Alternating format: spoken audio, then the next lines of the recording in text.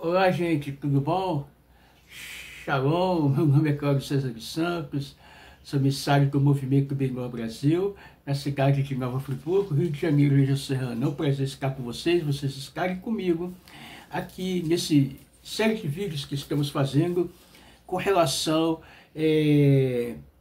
aos erros e falácias do NT. Isso sim, do Novo Testamento. Os erros, as contradições. Vamos hoje falar aqui, nesse Gota Diária, outra idolatria, acerca de Balaão e o cristianismo. Vamos lá? Vamos viajar? Mas antes, quero fazer um convite para você. Meu nome é Cláudio César dos Santos, como já falei, sou emissário aqui na cidade de Nova Friburgo. Trabalho com o apoio do Rav Yaakov Genskad e supervisão do Morel pelo Márcio Braga. Vem ficar conosco, congregar na nossa sinagoga Benô, em Nova Friburgo. Você de toda a região serrana, de todo o Brasil, qualquer lugar, ficar conosco. Temos um centro físico esperando por você para estarmos congregados, tá bom, gente? Alguém pode falar assim, poxa, mas ele hoje pratica judaísmo, está falando acerca do cristianismo. Não, estou falando porque vivi 30 anos enganado, preguei, anunciei, viajei de um lado para o outro, né? Já fui até em tribo indígena, vocês acreditam nisso, para pregar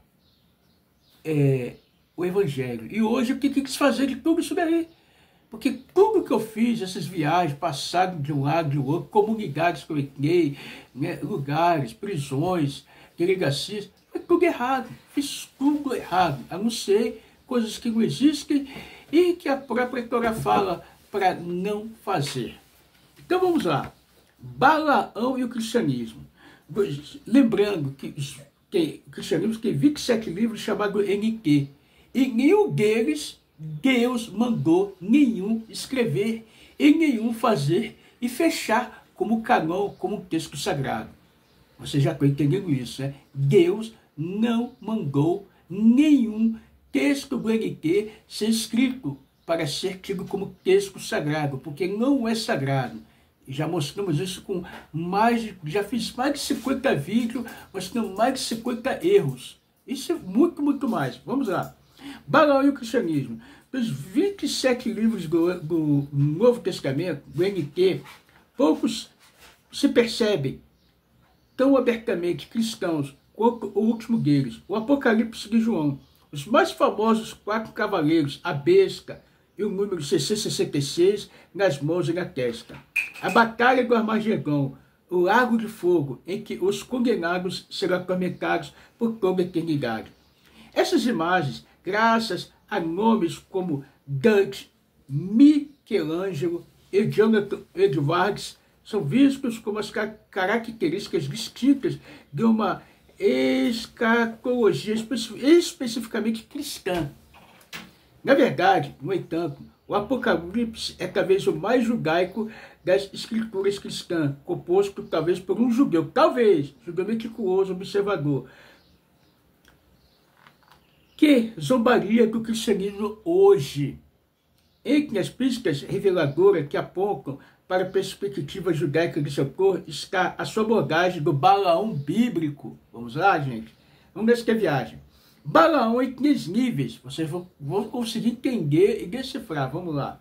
Balaão é abordado de 3 formas distintas em Números. Em Números capítulo 22 e 24, ele é um profeta leal e inabalável do Senhor, um santo, segundo Jacob Milgrom. Já em Números 22 e 35, ele é um vidente infeliz, cujos dons e insights proféticos provam ser menos impressionantes do que os do seu jumento. Em Números 31:8 e 31:16, ele é conselheiro que encorajou as mulheres midianitas a corromper os israelitas em pior. Números 25:1-18. Mas vamos imaginar, imagine, gente, vamos lá. Imagine, calcule. Embora a narrativa que mostra Balaão como sedutor e corruptor de Israel seja extremamente concisa, quando comparada com a narrativa mais longa e as tradições poéticas que a precedem, o único versículo, Números 31:16, que mostra Balaão como a força por trás da sedução das mulheres midianitas sobre os homens israelitas.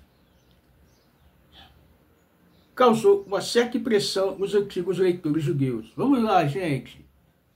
Número 31:15. Moshe disse-lhes: deixastes viver todas as mulheres, eis que estas foram as que, por conselho de Balaão, deram ocasião aos filhos de Israel de transgredir contra o Senhor, no caso de Peor. Por isso houve aquela praga entre a congregação do Senhor. Vamos entrar numa questão agora, gente. Vamos calcular. Imagine, pense o porquê de tudo isso. Balaão entre os antigos intérpretes judeus. Embora as estimativas positivas das capacidades proféticas de Balaão apareçam entre os antigos, sua avaliação geral de Balaão é negativa. Eles enfatizam em particular o papel de Balaão como sedutor dos israelitas, muitas vezes ampliando o breve aviso em Números 31:16, que as mulheres midianitas por causa da infidelidade dos israelitas a Deus por ordem de Balaão. Mas, notavelmente, filho de Alexandria, cerca de 20 antes da Era Comum, 50 antes da Era Comum, transforma o conselho de Balaão em um elaborado esquema de sedução sexual, frustrado por uma incapacidade de desafiar a vontade de Deus, amaldiçoando os israelitas. Balaão, como retratado por filho, ensina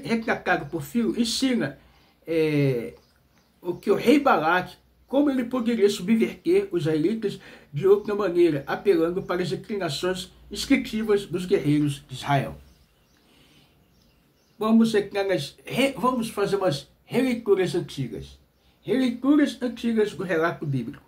Duas obras do século I antes da Era Comum, Antiguidades Bíblicas de Pseudo-Filho e as Antiguidades dos Judeus de Yosef. Também expandem Números 31:16. Embora com muito menos imaginação, de acordo com Pseudo-Filho, Balaão disse: Balaque, venha e deixe-me aconselhar o que você deve fazer para Israel.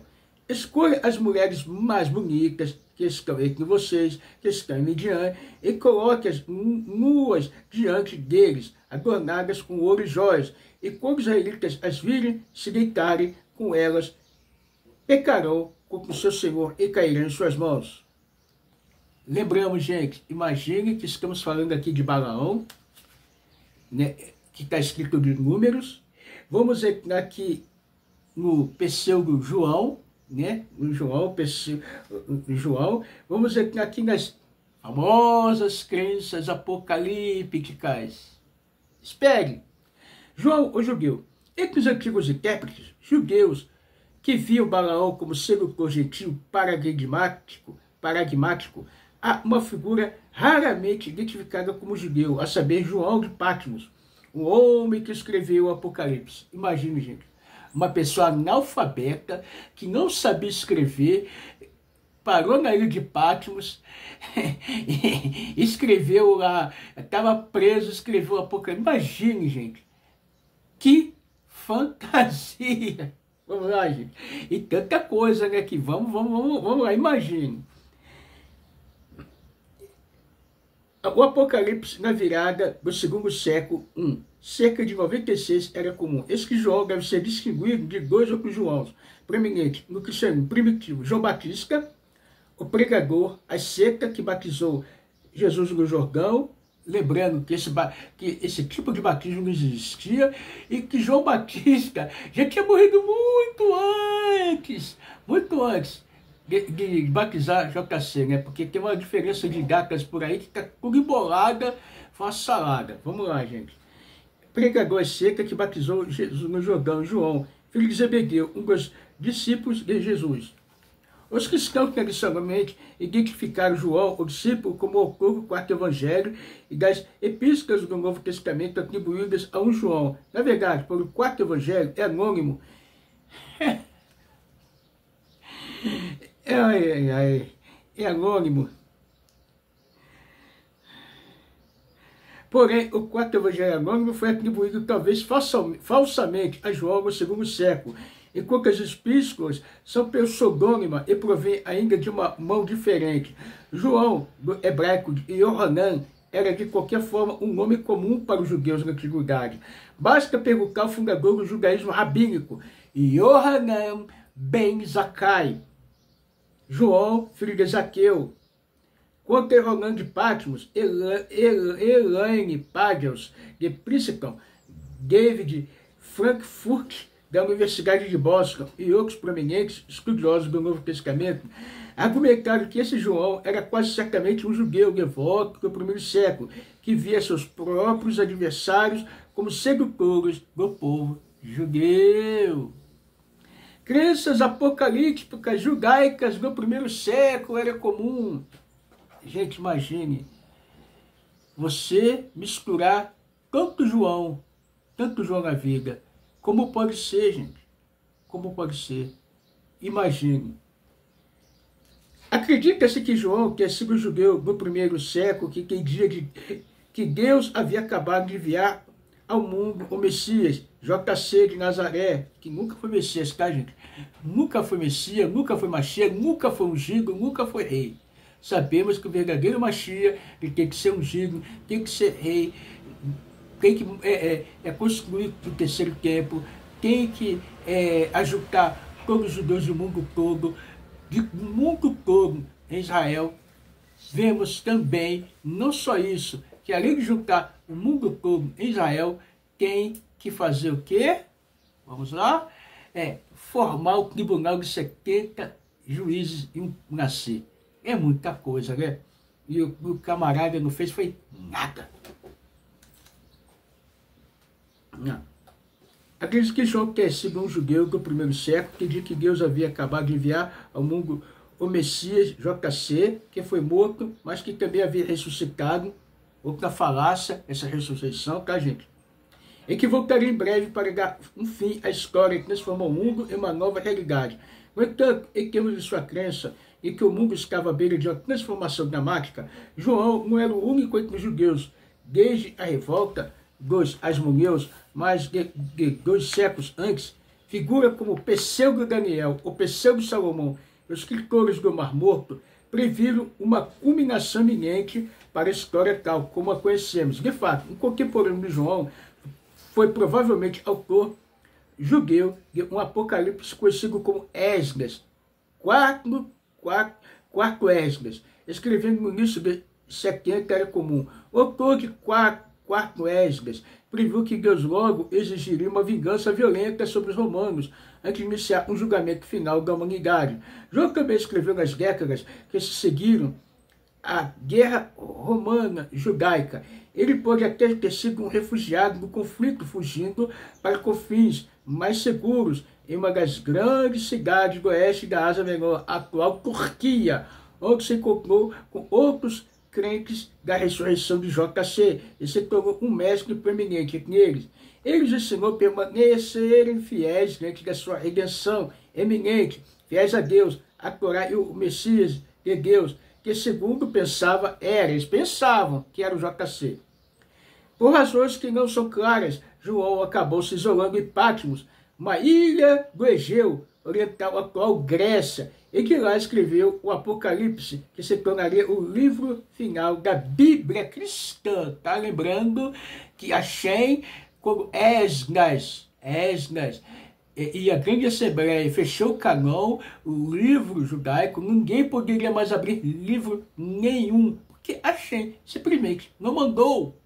Tá, gente? Apocalipse de João. A maior parte do Apocalipse de João, como Daniel 7, 12 ou 4 Esdras, oferece um relato detalhado dos eventos dramáticos que ocorrerão antes da conclusão da história. As bestas, as batalhas, as pragas, o julgamento e assim por diante. Antes de embarcar nessa narrativa, no entanto, João emite uma série de 7 cartas curtas a 7 comunidades da Ásia Menor. Aqui esse relato será entregue. 7 cidades nas quais João provavelmente pregou estas cartas são inestimáveis para determinar que tipo de judeu João era. Estas cartas são excessivamente boletins, detalhando a fidelidade de cada comunidade.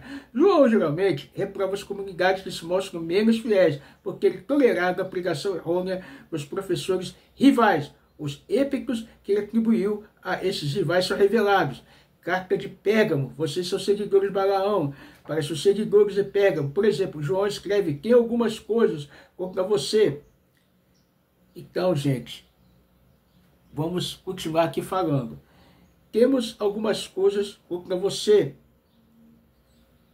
Que tem alguns aí que se pegam ao ensino de Balaão, que ensinou Balaque a colocar uma pedra de tropeço dentro dos filhos de Israel, para que comessem dos alimentos sacrificados aos ídolos, e se prostituíssem. 2,14. Não está claro que se João chama o professor rival de Balaão, ou simplesmente ridiculariza os símbolos rivais como semelhantes ao de Balaão, mas em ambos os casos, o comportamento lamentável resultante é óbvio. Certos judeus crentes em JC, que vivem em Pérgamo, estão comendo carne sacrificada a ídolos. O consumo de carne para os judeus da diáspora helenística representa um desafio, já que a maior parte da carne disponível para compra eram sobras dos santuários locais. Judeus piedosos, João sugere que não se dignariam a consumir tais carnes, determinar o que significa praticar a fornicação. Apresenta um desafio mais difícil, a porneia grega, a qual a palavra pornografia está relacionada. Poderia ser simplesmente uma metáfora para a idolatria, vide frequentemente metáfora da Bíblia hebraica de prostituir-se após outros deuses. Por exemplo, em Oséias 1,3, alternativamente, João pode estar sugerindo que os crentes judeus em Pérgamo estão se casando com não-judeus. Carta Tiátira, vocês são seguidores de Jezabel. Problemas semelhantes parecem ter surgido em Tiátira, embora João lance um epíteto diferente ao castigar seu rival. Daquela igreja ele escreve à comunidade dizendo: eu tenho isso contra você, você tolera Jezabel, mulher que se diz profetiza, está ensinando e enganando meus servos para que se prostituam e comam o sacrifício dos ídolos. Tem tempo para aprender, mas ela se recusa a se arrepender, essa fornicação, cuidado, estou jogando em uma cama, aqueles que cometem adultério com ela, estou colocando uma grande aflição, a menos que se arrependa de suas ações. Não é difícil ver o que os nomes Balaão e Jezabel têm em comum. Eles são dois personagens não judeus na Bíblia, mas notórios por levar os judeus à idolatria. Balaão no deserto, Jezabel, Reis, 16:53 e 18:4, 19:1-2, 21:25, através da influência que ela exercia como esposa do rei Acabe. Sua decisão de usar essas figuras para desmascarar seus rivais torna patente a compreensão que João tinha de si mesmo e de seus seguidores como judeus piedosos, ameaçados por elementos estrangeiros no movimento de JC, que toleravam ou até mesmo encorajavam comportamentos não permitidos pela lei judaica. Gente, lembrando, esse vídeo eu estou fazendo para alertar e abrir os olhos, porque é minha função, mas de mim mesmo não gostaria de falar de nada do NT, porque não é um livro nada sagrado. Muitos podem falar, mas tenho muitas coisas, eu estava analisando, o NT. No NT, gente, não é um livro sagrado, não tem nada de monoteísta. Por quê? Porque a Shem não mandou criar nenhum livro, e todo livro que é criado, que a Shem não mandou, né, esse livro não é monoteísta. Lembre-se bem, tá? Lembre-se bem. Vamos guardar aqui. Quem eram os Balaão e Jezabel de João? Mas quem representaria naquela comunidade esses elementos estrangeiros ameaçadores? Certamente tratava-se de gentios do movimento de JC, que foram influenciados pelos ensinamentos do apóstolo Paulo. Como muita gente fala que é monoteísta, que não é. Nós vamos fazer um texto falando a qual devoção era relatada por tal de Paulinho. Meio século antes, na década de 50, Paulinho havia pregado sobre JC, ressuscitado na cidade do Egeu, mas sua compreensão da implicação da ressurreição na lei judaica diferia marcadamente daquela de João. Enquanto João acreditava que a ressurreição de JC e seu retorno iminente significava que os judeus e os prosélitos gentios deveriam se apegar com cada vez mais zelo à observância judaica, Paulo argumentou que muitos aspectos da lei judaica se tornam obsoletos.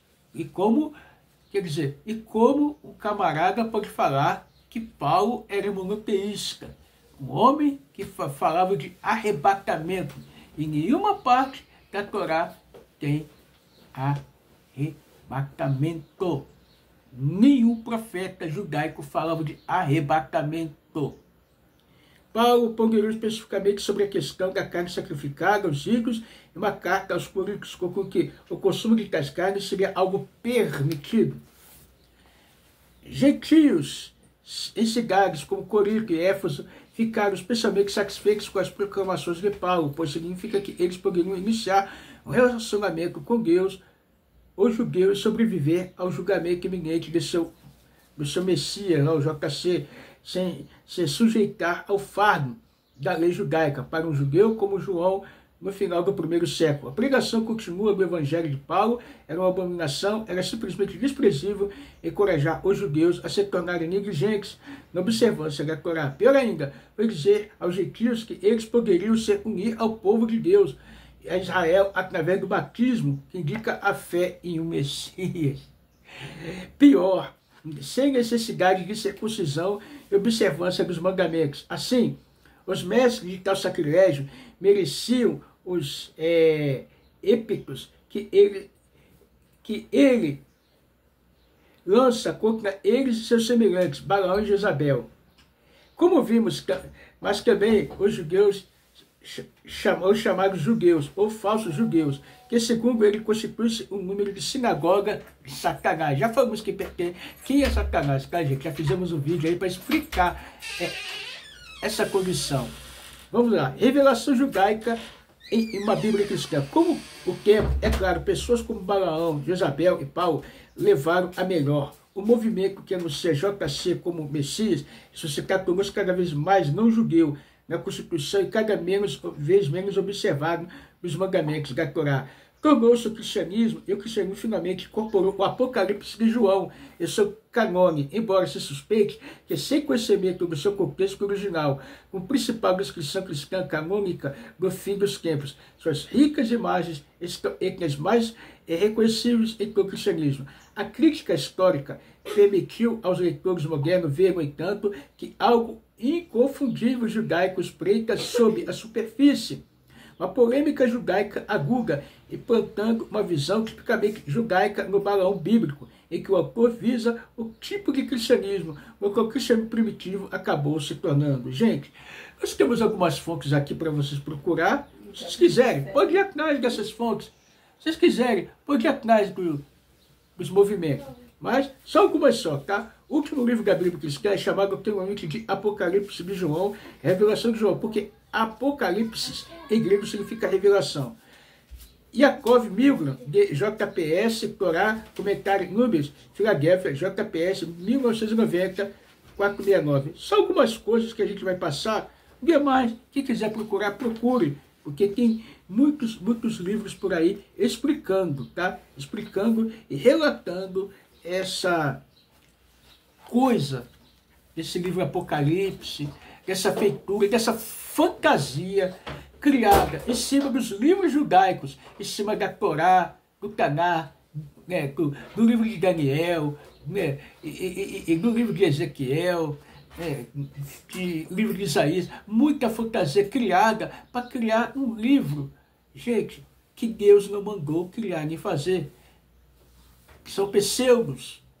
Então, abre os seus olhos, enxergue, gente. Eu fui cristão, né? Durante 30 anos, usei a Bíblia João Ferreira de Almeida. Essa é a pior de todas. Nem se fala, gente, a pior de todas. Não tem nada, gente, de coração. Vocês busquem, se aprimorem, se aperfeiçoem, porque a verdade está na Torá, né? Procura origem, procura original, procura o hebraico. Gente, procura o original. Tá, gente? O hebraico é o original. Através da língua original, vocês vão conhecer as falácias que estão nas traduções das Bíblias. Tá bom, gente? Porque a verdade está na Torá, orientação de Hashem. Tudo de bom, venha coligar conosco na nossa Beit Noa sinagoga em Nova Friburgo. Venha nos visitar. Qualquer dúvida, estou aqui, seja quem for, tá? Seja quem for, estamos aqui. Qualquer pessoa, estamos prontos a dialogar e passar os relatos do original. Tchau, tchau, tudo de bom, mas já já!